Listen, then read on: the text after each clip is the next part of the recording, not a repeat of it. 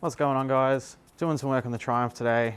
Got some crash protections, finally. So we've got this nice little fork protector for the front and these engine sliders, and they'll go on the side like that. So I'm just gonna chuck all these together and see how we go. Okay, so I'm gonna start off with the fork protection.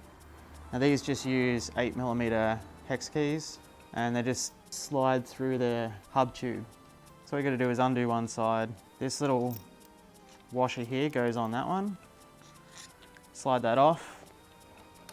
Slide it through the tube there to the other side. Put that one on there. Put that in there.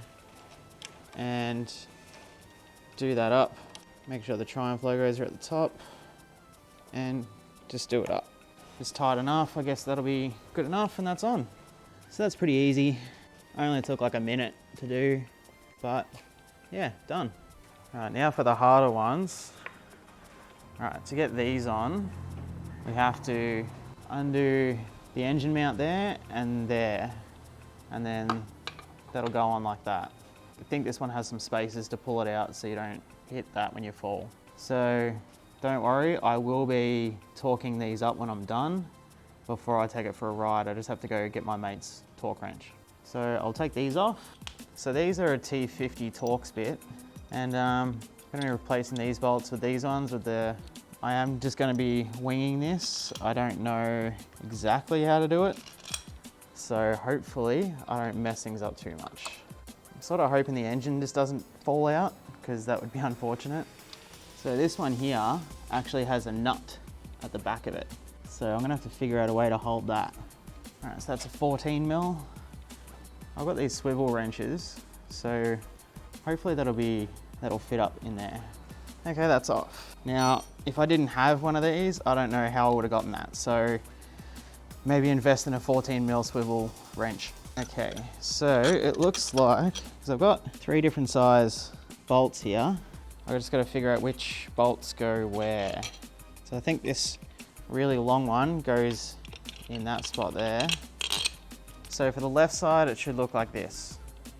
So you get the really, really long bolt with the long spacer, and that goes on the bottom section. And then one of the medium-sized bolts with the smaller spacer goes on the top. So that'll slide in like that, I hope. Now I've got to try and get this nut on the back of this. All right, so that's one side done. So that pretty much sticks out enough to protect this side cover and everything else, even the tank, which is good. Now I'm gonna do the other side. All right, so I've got the bolts out. Now this one will just fit in without any bases. So the smaller one will go in top, and the longer one will go in the bottom there. Okay, now that one's on. Same again, it's just big enough to protect pretty much all the important stuff. And I mean, it doesn't look ugly. That's probably the main part, since it's a genuine Triumph part, as you can see. It fits perfectly, you get all the hardware with it, and it doesn't look crap like some of the others do. Yeah, so it looks quite good. And I mean, difficulty to install, it's not that bad. It only took me about half an hour to do both sides. So it's fairly easy as long as you got the right tools. So this kit cost $215, and it came with the sliders and all the hardware to mount it. So fairly worth it in my opinion. And the fork protectors cost $75. So not that expensive for a bit of protection. And I mean, I'm pretty sure the Oggy knobs and Evotech sliders and all that sort of stuff are probably about the same price, and I can guarantee you they don't look as good as this. So I'm quite happy with it. So that's it for today, guys. Let me know what you think. As always, like, subscribe, click the notification bell, comment, and I'll see you in the next one.